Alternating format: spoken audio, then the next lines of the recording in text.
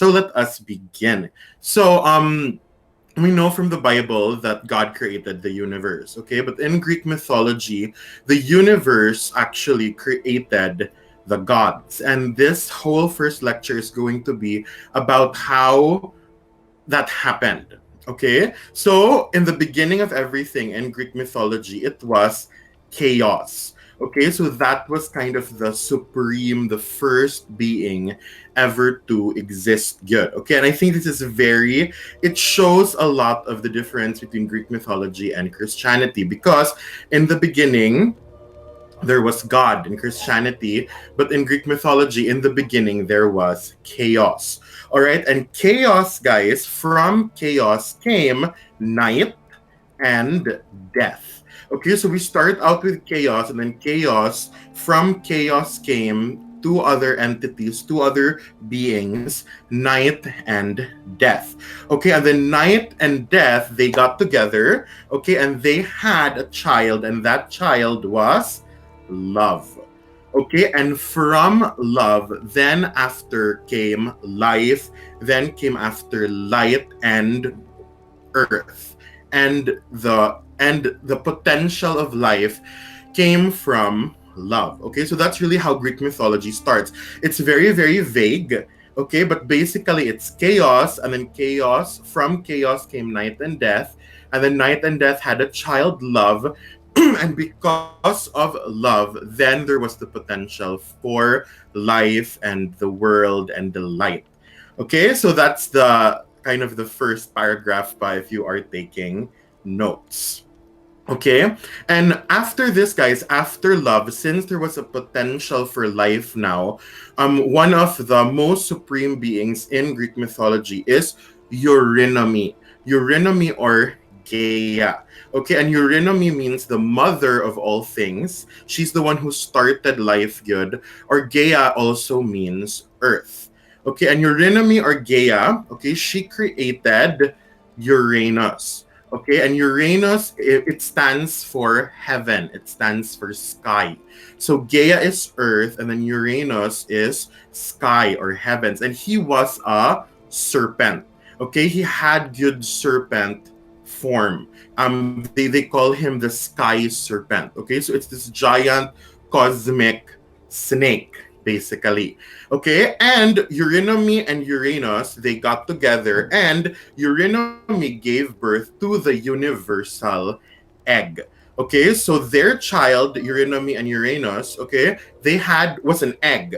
All right, so Eurynome or Gaia gave birth to this egg, and then Uranus.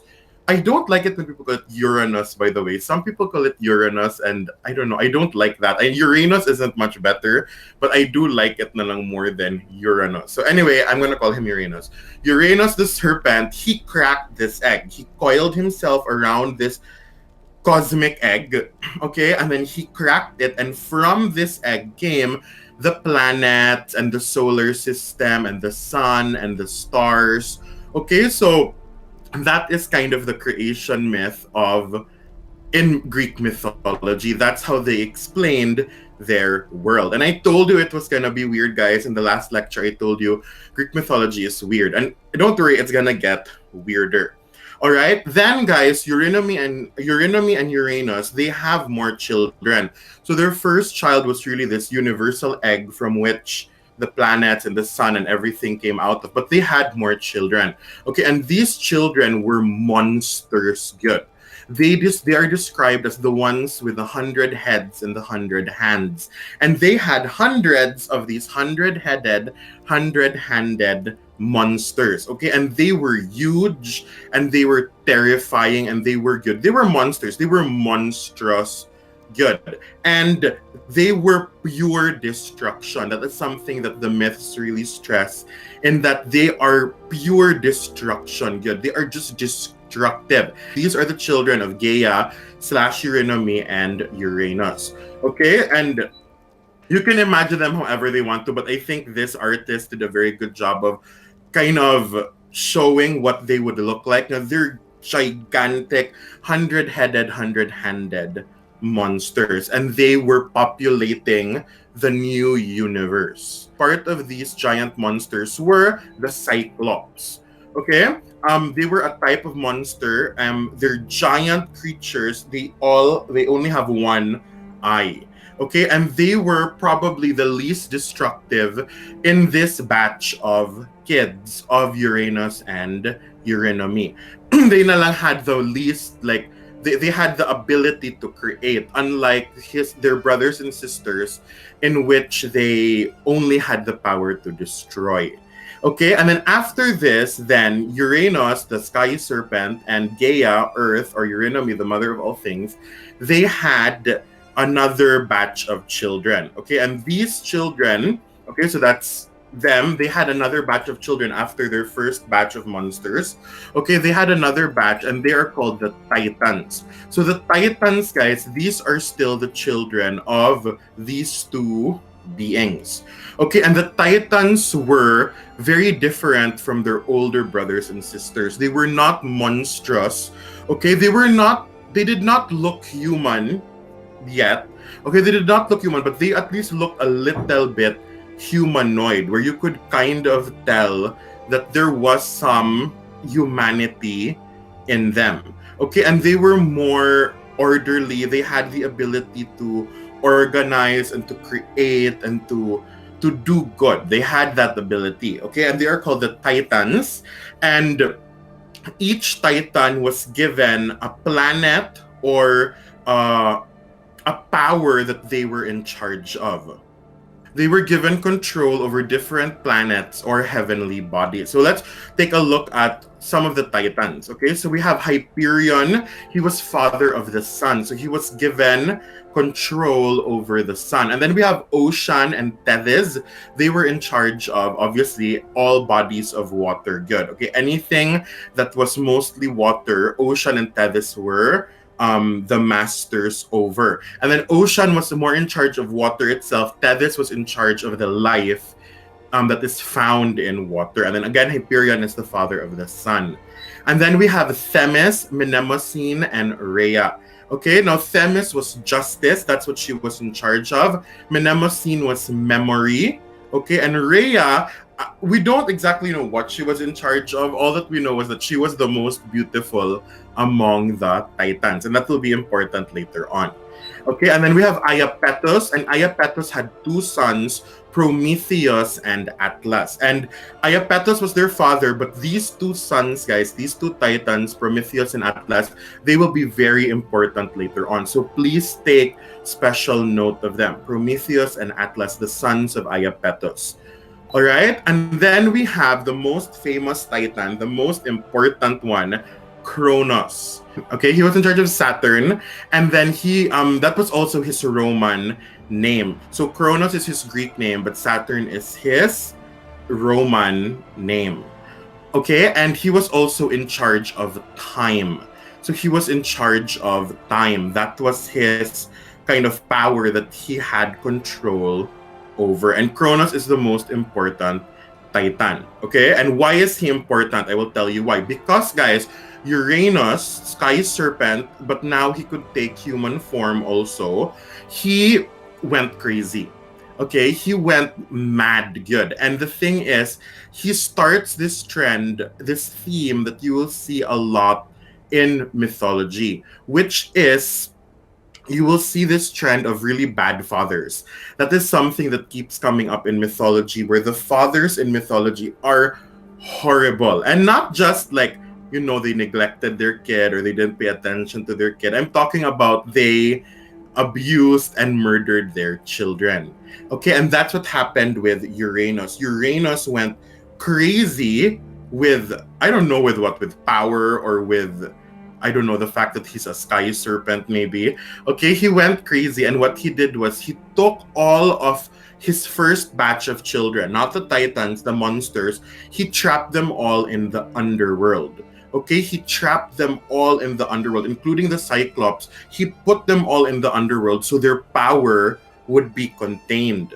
Okay, and he was planning to do the same with his second batch of children, the Titans. Okay, so he trapped them in a place of the underworld called Tartarus. And Tartarus, guys, this is the deepest part of the underworld good. Okay, and he trapped all of his monster children in Tartarus, and he also wanted to trap all of his Titan children in the same place. Okay, but Eurynome or Gaia, she didn't she was freaking out. Okay, she noticed that her serpent husband was going crazy and abusing their kids.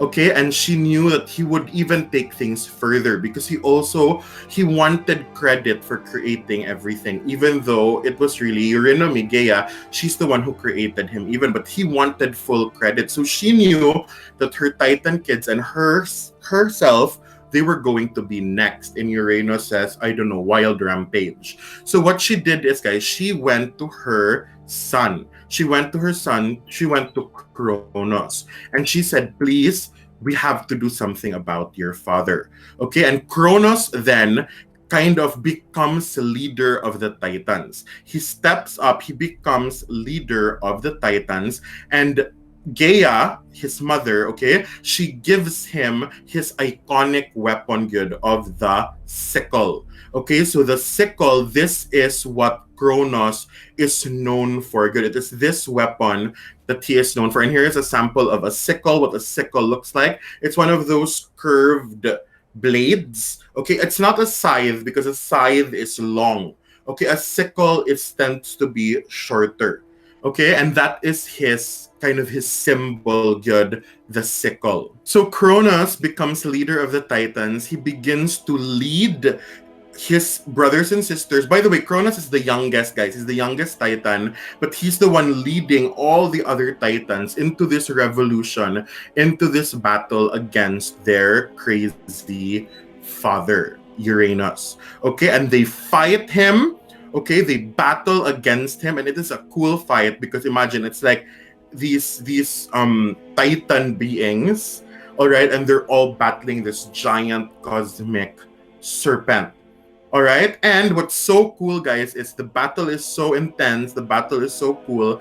But finally, it ends good with Kronos and Uranus going at it one by one. They're fighting. Okay. And the thing is, what Kronos does is he beats his father, and his death blow, good guys, to Uranus is he grabs his.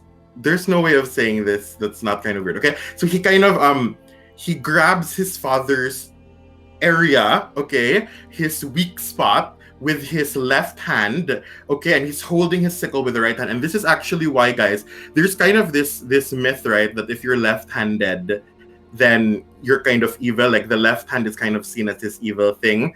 It started here. It started here in Greek mythology because it is the left hand that Uranus used to kind of grab his father's manhood. Okay, and he used his sickle to chop it off. Okay, and then he threw it down to the earth, and everywhere Uranus's blood touched, okay, it turned into the giants and into the Furies, which are two very big and very important monsters in Greek mythology. The Furies and the giants, they were born out of the blood of Uranus after Kronos turned him into a eunuch and castrated him. Okay? And before Uranus died, he whispered something to Kronos. Before he bled out, he whispered something to his son. And we will find out what that is later on. So the Titans then became the supremes of the universe. Because Uranus was gone, now the Titans were the ones in charge. They took over. And obviously, Kronos is the king of the Titans. He is in charge of all the Titans, and so he is the king of them.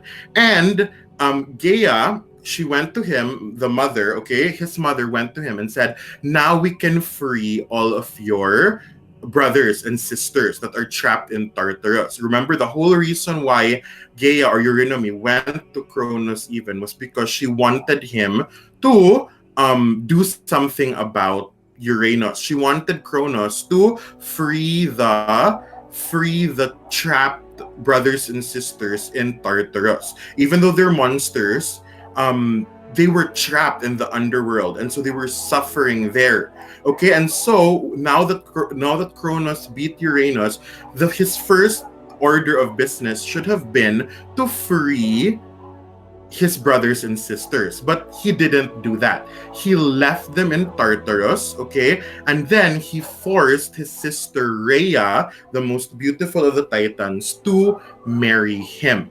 Okay? And right away, it's an instant thing, guys. It was an instant thing, good, where they realized that Kronos wouldn't be any better than his father. This is the moment, because Kronos is the hero up to this point, good, but it is in this moment that we as readers, okay, and also the Titans and Gaia and I don't know, the monsters in Tartarus realize that Kronos is just exactly like his father.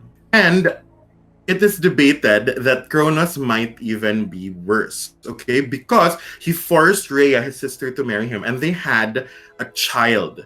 They had a child, and what Kronos did next, like Rhea gave birth to a child, and Kronos held the baby in his hands, okay, in his arms. And what did he do? Kronos devoured their child. He ate their child. Okay, and he did this when this was a pattern that happened. Rhea would get pregnant, she would give birth, and then Kronos would eat his children, would devour his children. Again, I know mythology, it's crazy, it's weird, okay? It's cuckoo. Just go with it. He would devour his children. And the reason for this, guys, is because of what Uranus, his own father, whispered to him when he killed him. Okay, so Kronos killed his father, and Uranus, he whispered something by it, right? He whispered something to Kronos. And what he whispered to Kronos was that what you are doing to me, one of your children will do to you. Okay, so what you are doing to me, you're killing me, you're taking over, okay? Your own child, one of your own children will do this to you also. And so Kronos, because of this, because of what Uranus said, he lives good with a hatred for his own children, and he doesn't want it to happen. So every time his wife gives birth, he eats the child so that it will never happen. This prophecy of his father will never truly come true. Okay? And Rhea then, she had 3 daughters, 3 sons. She is enraged good with her brother / her husband. Okay? She wants to put a stop to this. The same way Eurynomy and Gaia wanted to put a stop to it also. So guys, Kronos actually, he devoured his 3 daughters and he devoured 2 of his sons. But the 3rd son, Rhea, kept the pregnancy a secret. She kept the pregnancy a secret, and she gave birth to her final and 3rd son in secret also. Okay, and it is just so insane to me that she was like, I don't know what she's doing. I can imagine trying to give birth without making a sound, and we're trying to keep it secret from your insane Titan husband. Okay, so she gives birth in secret. She gives birth to a son, and what she does is she gives her son to be raised by Amalthea. Okay, and Amalthea, guys, she is part goat, part woman. She is a goat nymph, and she adopts the surviving son of Rhea and Kronos, and she raises him. She is his foster mother, and she has another son also, and his name is Pan.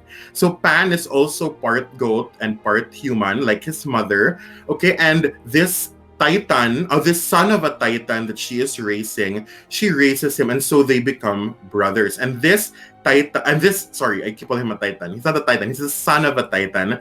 This son of a Titan, his name, the son of Kronos, his name is Zeus. Okay, so Zeus is this youngest surviving son of Rhea and Kronos. He grows up with Amalthea, his foster mother, and Pan, his foster brother. They grow up together. So Zeus grows up, guys, and what is on his mind is he really wants revenge against his father. Okay, so Zeus knows that Kronos is a mad titan good. He didn't keep his promise to free the monsters in Tartarus. He forced Rhea to marry him. He killed his own children. He would have killed Zeus. So Zeus good grows up, and it is his goal in life to take down Kronos. And so when he gets old enough, he finds his mother Rhea, and they work out a plan to take down Kronos. The same way, right? It's the same way Eurynome slash Gaia worked with Kronos to take down Uranus. Now Zeus and Rhea are working together to take down Kronos. Okay, and they come up with a plan. What Rhea does is she makes him, so he finds his mother, he finds Rhea, and she makes him the cupbearer of Kronos. So Rhea makes him the cupbearer of Kronos, in that Zeus is the one who serves Kronos his wine or whatever it is he wants to drink for the day. Okay, that becomes Zeus's job, and Kronos doesn't know that Zeus is his son. And what Zeus does is he puts a potion in his wine. He puts the potion in the wine of Kronos, and when Kronos drinks it, guys, he is poisoned so that he starts to vomit. He starts to vomit out waterfalls of barf, good waterfalls of vomit. And what is the point of this? Now, poison isn't enough to kill Kronos, but why did Zeus give him this poison so that he'll vomit? Because, guys, now this is where it gets weird. He actually vomits out his kids, okay? The kids he ate when they were babies. Apparently, they were still alive inside of him, and they were growing up, and he vomits them out, and they're fully grown. Okay, they are adults now. Okay, and now Zeus has his brothers and sisters, and he gets them, and they flee from Kronos while he is still, vomiting and stuff. But he takes all 5 of his siblings. So now Zeus has a mini army. He has 5 of them, and they can work together to bring down their father. Okay, so now, guys, it's really going to be Titans na versus this children of Kronos. And they are called the gods. With a small g, they are called the gods. Okay, so it's Titans versus gods. Okay, and Atlas, if you remember, he is one of the Titans I mentioned before. Atlas became the general good of the Titans. So the Titans, all of Kronos' brothers and sisters, except the ones who aren't in Tartarus, the second batch of children, okay, they are going against Zeus, okay, and they are led by Atlas. And then we have the children of Kronos, particularly the sons of Kronos. We have Zeus, we know Zeus already, he is their leader, and then we have his 2 other sons, Poseidon and Hades. Okay, so he had 3 daughters and 3 sons, right? And the daughters there, Hera, Hestia, and Demeter. And then the sons are Zeus, Poseidon, and Hades. The gods could never got the upper hand because the Titans are so powerful. The gods never really got the upper hand in this fight until one of the Titans, Prometheus, betrayed the Titans. Okay, so he's a Titan, so he's supposed to be Team Titans, but he is so sick of this battle that he wants to help the gods. And Prometheus, he is really the advisor of Kronos. He is the wisest Titan. Okay, he is the wisest Titan, and he acts as a spy. He goes to the god side and says that I will help you. I will be your spy. I will help you bring down the mad Titan Kronos. So Prometheus is a Titan, but he is on the side of the gods. Okay, and with Zeus, guys, Prometheus, they come up with a plan. So Prometheus the Titan and Zeus, the son of Kronos, come up with a plan to finally bring down not just Kronos, but all the other Titans. And they come up with an idea. What they do is they journey to the underworld and they find the Cyclops. Okay, so the Cyclops, if you remember, they were part of the first batch of children of Uranus and Gaia. Okay, and they were the ones with the one eye. They were part of the hundred-handed, hundred-headed monsters. Okay, and they were the ones who had some wisdom and creation in them. So Zeus went to the underworld and he found the Cyclops. And the Cyclops guys, the reason why they had to find them was because the Cyclops had weapons and gifts that would help bring a Titan down. Okay, and the Cyclops then shared this with Zeus and his brothers. And it is because they went to the Cyclops and got these weapons that they now had the even the chance or the hope that they could bring down Kronos. And so they got these weapons from the Cyclops and they planned out their final battle to end this war.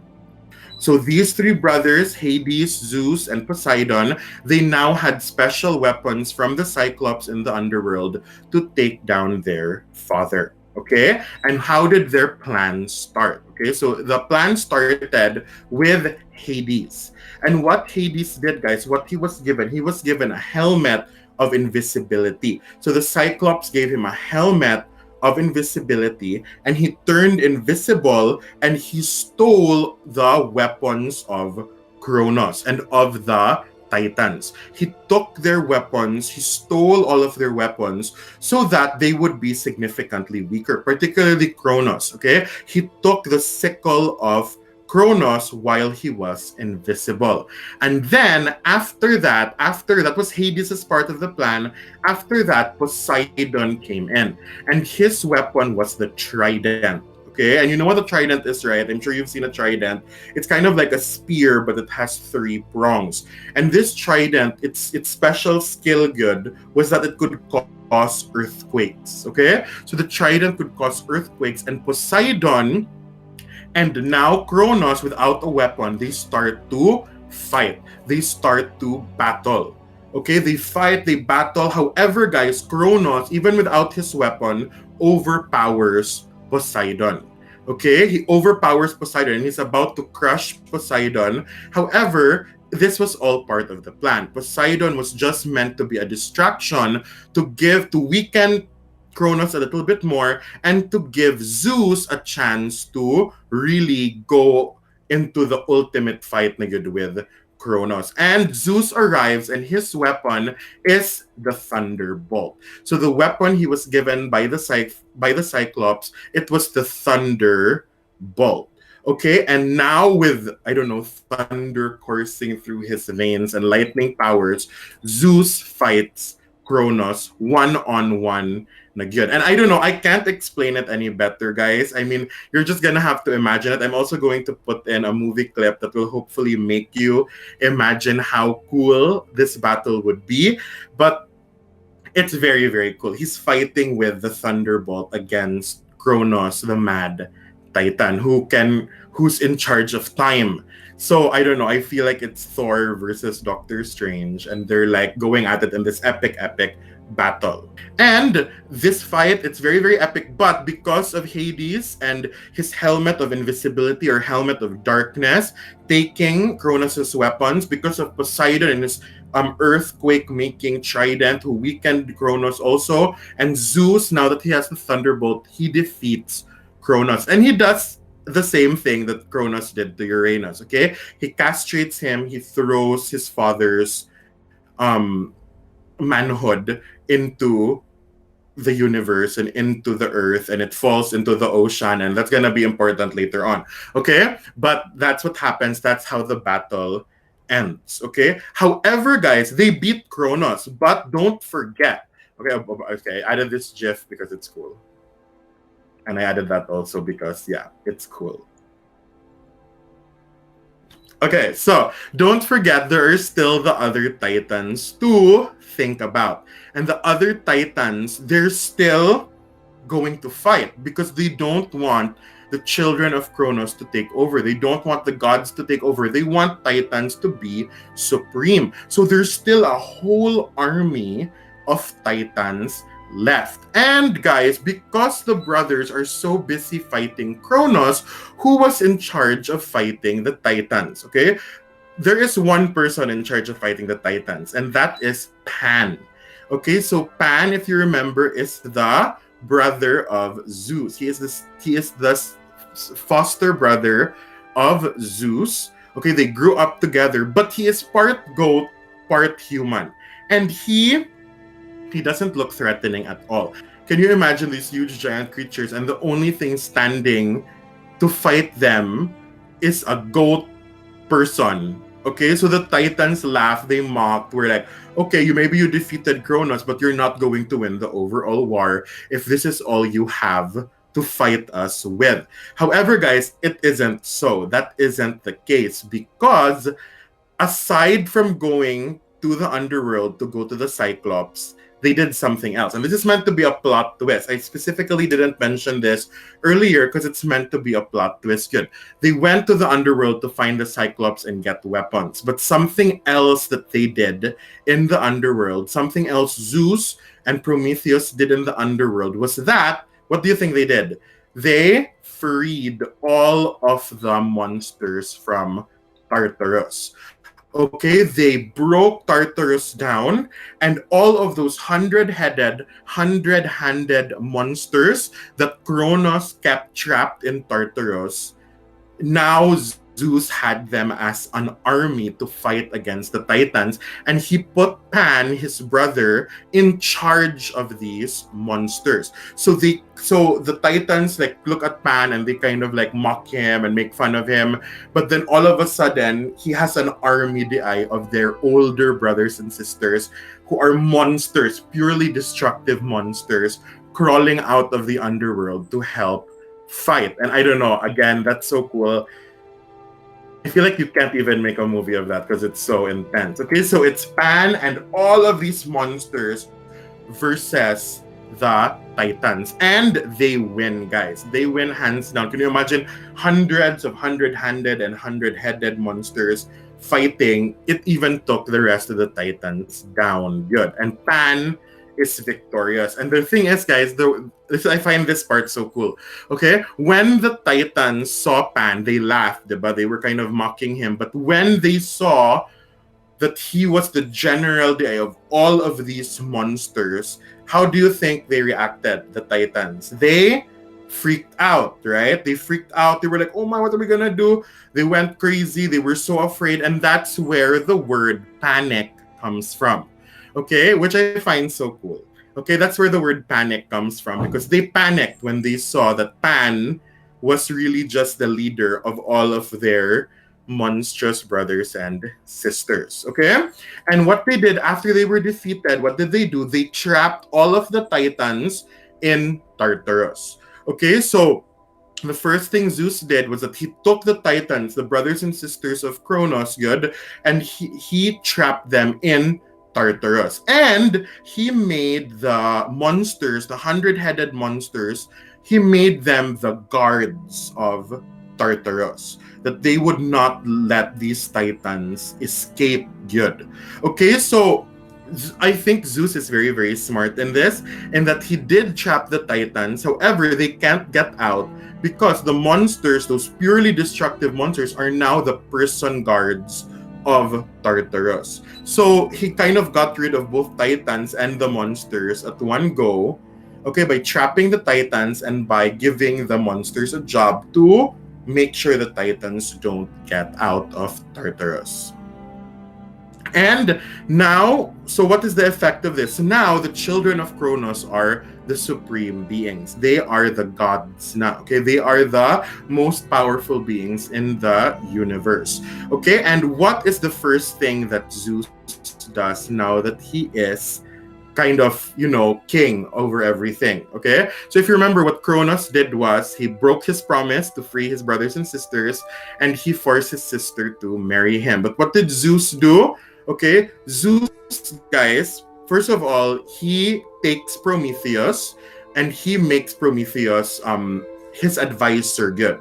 Okay, so Prometheus, the only Titan who doesn't get punished. Obviously, he is spared from the punishment because he's the one who helped them out. Okay, and he gives a special punishment also to Atlas. Atlas was the general of the Titans. He does not get stuck in Tartarus. What he does is Zeus gives him the responsibility of holding up the universe on his back. So Atlas, whenever you see a statue or a painting of a man holding up the universe or holding up the world, that is Atlas, the Titan, the main general of Kronos, and that was his special punishment because of his special place in the war of the Titans and the gods good.